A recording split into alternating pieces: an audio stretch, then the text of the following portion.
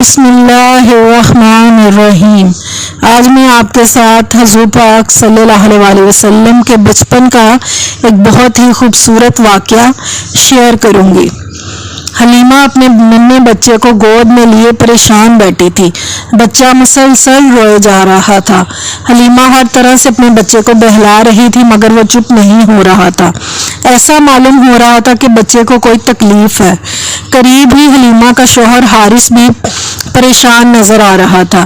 حلیمہ ایک نیک اور رحم دل عورت تھی اور اس کا شوہر بھی ایک محنتی اور ایماندار شخص تھا۔ یہ لوگ ایک چھوٹے سے گاؤں میں رہتے تھے مگر بہت ہی غریب تھے۔ محنت مزدوری کر کے جو کچھ حاصل ہوتا صبر شکر کر کے گزارا کر لیتے۔ کچھ عرصے بارش نہ ہونے کی وجہ سے درخت اور پودے سوکھ گئے تھے۔ جانور بھی پانی سے محروم تھے۔ ایسے میں نہ خود کھانے کو مل رہا تھا اور نہ ہی ان کے جانوروں کو۔ اس وقت بھی حلیمہ اور ان کے شوہر کے پریشان ہونے کی وجہ یہی تھی کہ ننھا عبداللہ بھوک کی وجہ سے مسلسل روئے جا رہا تھا۔ گھر میں جو اونٹنی تھی بھوکی ہونے کی وجہ سے اس کی ایک بوند دودھ حاصل نہیں ہو سکتا تھا۔ حارث کو پریشان دیکھ کر حلیمہ نے کہا، فکر نہ کرو، صبح ہم لوگ شہر جائیں گے اور کچھ نہ کچھ بندوبست ہو ہی جائے گا۔ وہاں کی روایت کے مطابق دراصل گاؤں کی خواتین شہر جاتی اور ایک ایک بچے کو گود لے لیتی اور اسے اپنے ساتھ گاؤں لے آتی تاکہ گاؤں کی خالص غذا اور تازہ آب و ہوا میں پرورش کے ساتھ بچہ اپنی زبان پر بھی مہارت حاصل کر لے۔ اگلی صبح حلیمہ نے سفر کے لیے اپنا سامان لیا اور ننھے عبداللہ کو گود میں لے کر اپنے سرمئی رنگ کی اونٹنی پر سوار ہو گئی۔ 10 خواتین اور مردوں پر مشتمل یہ قافلہ شہر کی طرف روانہ ہوا۔ حلیمہ کی اونٹنی بھوکی ہونے کی وجہ سے لاغر ہو گئی تھی اور اتنا آہستہ چل رہی تھی کہ قافلے والے کافی آگے نکل جاتے اور رک کر حلیمہ کے آنے کا انتظار کرتے۔ حلیمہ اور حارث بہت خاموشی سے سفر کر رہے تھے۔ اسی طرح سفر کرتے ہوئے وہ لوگ شہر پہنچ گئے۔ ہر کسی کی خواہش تھی کہ وہ کسی بڑے گھرانے کے بچے کو گود لے مگر ہوا یوں کہ پہلے پہنچ جانے کی وجہ سے ساتھی عورتوں نے اپنے مطلب کے گھر تلاش کر لیے۔ حلیمہ کے پہنچتے پہنچتے صرف ایک بچہ رہ گیا اور وہ یتیم بچہ تھا جسے تمام خواتین نے نظر انداز کر دیا کیونکہ بچے کا باپ وفات پا چکا تھا اور دادا عمر کے اس حصے میں تھے جو زیادہ زندہ رہنے کی امید نہ رکھتے تھے۔ جہاں تک والدہ کا تعلق تھا وہ بھی کچھ زیادہ مالدار نہ تھی۔ اس بچے کی وراثت میں بھی کوئی زیادہ مال و دولت نہ تھا۔ غرض ایک طرف غریب بچہ تھا اور دوسری طرف غریب ترین دائی۔ تمام عورتوں کو بچے مل گئے اور روانگی کی تیاریاں ہونے لگی۔ ایسے میں حلیمہ نے اپنے شوہر سے مشورہ کیا کہ اپنے ساتھیوں کے ساتھ بچہ لیے بغیر واپس جانا اچھا نہیں لگتا، اس لیے میں اس یتیم بچے کو ہی لے آتی ہوں۔ شوہر نے جواب دیا، جیسا چاہو کرو، کیا معلوم اللہ اس کے ذریعے ہی ہم پر رحمت نازل کر دے۔ حلیمہ اس وقت واپس بچے کے دادا کے پاس گئی اور ان سے بچے کو مانگا۔ دادا نے بچے کی والدہ کے پاس حلیمہ کو بھیج دیا۔ حلیمہ نے جو بچے کو دیکھا تو وہ عام بچوں سے بہت زیادہ خوبصورت تھا۔ انہوں نے بچے کو گود میں لے کر اسے پیار کیا اور گود میں لیے اپنی سواری پر آ کر بیٹھ گئی اور واپسی کا سفر شروع کیا۔ ابھی کچھ دیر ہی چلے تھے کہ ساتھی عورتوں کی آواز آئی کہ ذرا آہستہ چلو، ہمارا بھی خیال کرو۔ اے حلیمہ، کیا یہ وہی سواری ہے جس پر تم شہر آئی تھی اور جسے ایک قدم بھی چلنا مشکل تھا؟ یوں یہ لوگ اپنے علاقے بنی سعد میں واپس پہنچے۔ حلیمہ کے شوہر نے جب اپنی اونٹنی کو دیکھا تو اس کے تھن دودھ سے بھرے ہوئے تھے۔ انہوں نے اس کا دودھ دوہا اور اسے خود بھی پیا اور حلیمہ کو بھی پلایا اور حلیمہ کے بچے اور اس یتیم بچے کو بھی۔ اس کے بعد تمام جانوروں کو چرنے کے لیے میدان میں چھوڑ دیا مگر بارش نہ ہونے کی وجہ سے ہر جگہ سوکھی پڑی تھی اور نہ کہیں سبزہ تھا اور نہ ہی کہیں پانی۔ ایک بوند جانوروں کو ٹھیک طرح چارہ نہ ملنے کی وجہ سے بیچارے لاغر ہو گئے تھے اور ان میں کوئی بھی ایک قطرہ دودھ نہیں دے رہا تھا۔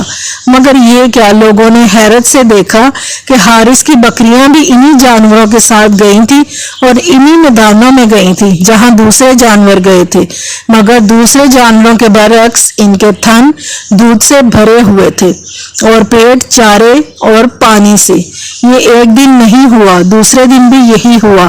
آخر تیسرے دن لوگ ایک دوسرے سے بول پڑے کہ تم اپنے جانوروں کو اسی جگہ کیوں نہیں چرانے لے جاتے جہاں حلیمہ اور حارث کے جانور جاتے ہیں؟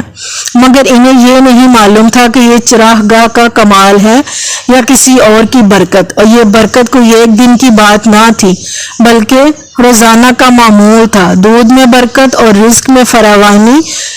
بچہ عام بچوں کی نسبت اچھی صحت اور مضبوط جسم کا تھا اور 9 ماہ میں بہت صاف گفتگو کرنے لگا تھا۔ جب 2 سال کا عرصہ مکمل ہوا تو بچے کو وہاں کے قاعدے کے مطابق اس کی والدہ کے پاس لے گئے اور خواہش ظاہر کی کہ یہ بچہ کچھ عرصے اور ہمارے پاس رہے تاکہ شہر کی بیماریوں اور وباؤں سے محفوظ رہے۔ دراصل دونوں میاں بیوی بچے سے محبت کرتے تھے اور ساتھ ہی اپنی خوشحالی کا سبب اس بچے کو سمجھتے تھے۔ بچے کی والدہ پہلے تو راضی نہیں ہوئی مگر برابر اصرار کرنے پر راضی ہو گئی اور وہ دونوں بچے کو واپس اپنے قبیلے بنی سعد لے آئے۔ مگر کچھ ایسا واقعہ پیش آیا کہ حارث اور حلیمہ ایک دم گھبرا گئے اور فیصلہ کیا کہ بچے کو جتنی جلدی ممکن ہو سکے اس کی والدہ کے پاس پہنچا دیا جائے۔ تو حلیمہ نے بہانہ کر کے بچے کو والدہ کو واپس کرنا چاہا، لیکن انہیں اس بہانے سے تسلی نہ ہوئی اور دراصل حلیمہ کو وجہ بتانی ہی پڑی، اور اب بچہ اپنی ماں اور چاچاؤں اور پھپھیوں کے درمیان رہ رہا تھا کہ چند سال بعد والدہ کا سایہ بھی اٹھ گیا۔ اب دادا اس کا اور بہت زیادہ خیال رکھنے لگے اور ان کی محبت پہلے سے بھی زیادہ بڑھ گئی، مگر دادا دن بدن کمزور ہو رہے تھے اور ضعیفی بھی بڑھ گئی تھی، اور یوں ایک دن دادا بھی اپنے لاڈلے پوتے کو چھوڑ کر اپنے رب کی طرف چلے گئے۔ اب اس معصوم بچے کو اس کے چاچا جان اپنے بچوں سے بھی زیادہ محبت سے پرورش کرنے لگے۔ چاچا جان کی آمدنی بہت تھوڑی تھی، وہ بکریاں پال کر گزارا کرتے تھے۔ ننھے بچے کو بکریوں کی نگرانی کے ساتھ اپنے ساتھ لے جاتے اور یوں ننھا بچہ 9 سال کا ہو گیا۔ ایک دن سوداگروں کا ایک قافلہ شام جا رہا تھا تو چچا اور ان کا معصوم بھتیجا بھی اس قافلے کے ساتھ چلے گئے۔ راستے میں جہاں قافلے کے لوگ کچھ دیر آرام کیا کرتے تھے، ٹھیک اسی جگہ ایک عیسائی عبادت گاہ تھی، جہاں ایک عیسائی عبادت گاہ کا نگران، جسے راہب کہتے ہیں، عبادت کر رہا تھا، جو ان دستاویزات کا محافظ بھی ہوتا ہے جو نسل در نسل اس عبادت گاہ میں چلی آ رہی تھی، اور یہ راہب بھی ان دستاویزات اور ان میں بیان کی گئی باتوں سے بخوبی واقف تھا۔ اب جو یہ قافلہ، جس میں یہ دونوں چچا بھتیجا بھی تھے، عبادت گاہ سے ذرا فاصلے پر آ کر ٹھہرا تو راہب نے قافلے پر ایک نظر ڈالی اور ایک دم ہی چونک پڑا، کیونکہ جب وہ دور سے قافلے کو آتا دیکھ رہا تھا تو اسے بادل کا ایک چھوٹا سا ٹکڑا اس قافلے کے اوپر سایہ کیے ہوئے نظر آیا، مگر اس نے محض ایک اتفاق سمجھا۔ مگر اب جب کہ قافلہ بالکل رک چکا تھا اور مختلف درختوں کے سائے میں اس قافلے کے لوگ آرام کر رہے تھے، تو ایسے ہی ایک درخت کے اوپر یہ بادل کا ٹکڑا بھی ٹھہر گیا، اور یہ دیکھ کر راہب، جو پہلے بڑی دلچسپی سے قافلے کو آتا دیکھ رہا تھا، اب ایک دم ہی چونک گیا، اور پھر اس عیسائی راہب کے تجسس نے مزید زور پکڑا کہ اس کے ذہن میں ایک تجویز آ گئی۔ راہب نے اس قافلے والوں کو کھانے کی دعوت دی اور کہلوایا کہ میری خواہش ہے کہ تم میں سے ہر ایک جوان، بوڑھا، غلام یا آزاد میرے یہاں کھانے کے لیے آئے۔ سب قافلے والے دعوت میں شرکت کے لیے عیسائی راہب کے یہاں پہنچے۔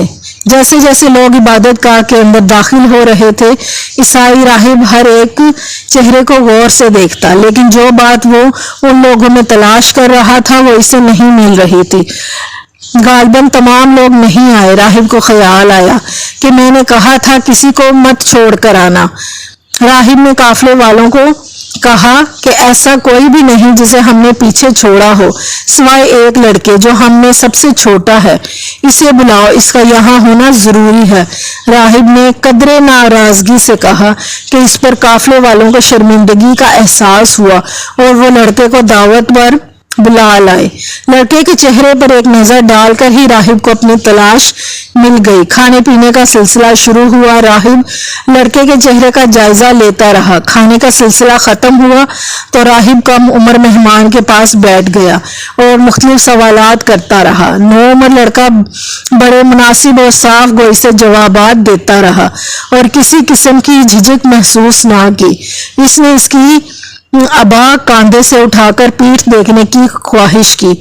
اسے بچے کی باتوں سے یقین آ گیا تھا مگر مطمئن ہونا چاہتا تھا۔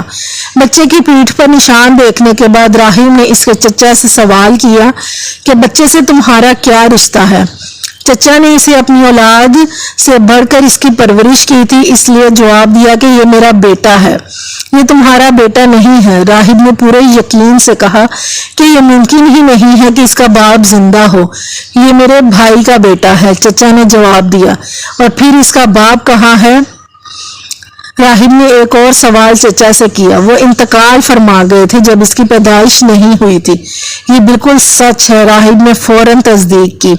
اپنے بھائی کے بیٹے کو فوراً اپنے ملک لے جاؤ اور یہودیوں سے بچا کر رکھو۔ میں اللہ کی قسم کھا کر کہتا ہوں کہ اگر وہ اسے دیکھ لیں اور جو کچھ میرے علم میں ہے وہ بھی جان جائیں تو وہ اس کو نقصان پہنچا سکتے ہیں۔ تمہارے بھائی کہ اس بیٹے کے لیے قدرت نے اپنے خزانے میں بڑی عظمتیں سنبھال کر رکھی ہوئی ہیں۔ راہب نے اپنی تعلیمات کے مطابق صاف صاف ہر بات چچا جان کو بتا دی، اور پھر وہ وقت بھی آیا جب اس لڑکے کو اللہ نے اپنے آخری نبی صلی اللہ علیہ وسلم کی حیثیت سے منتخب کیا۔ ہاں، محمد صلی اللہ علیہ وسلم، ہمارے پیارے نبی صلی اللہ علیہ وسلم، جنہوں نے اپنی تمام زندگی اس فرض کو انجام دینے میں لگا دی جس کے لیے اللہ تعالیٰ نے انہیں بھیجا تھا۔ ہماری دعا ہے کہ اللہ پاک ہمارے نبی حضرت محمد صلی اللہ علیہ وآلہ وسلم پر ہماری طرف سے لاکھوں کروڑوں درود و سلام نازل فرمائے، آمین۔ اگر آپ کو یہ واقعہ اچھا لگا ہو تو سبحان اللہ ضرور کہیے گا، اور نیکسٹ ویڈیو تک اجازت دیں۔ اللہ حافظ۔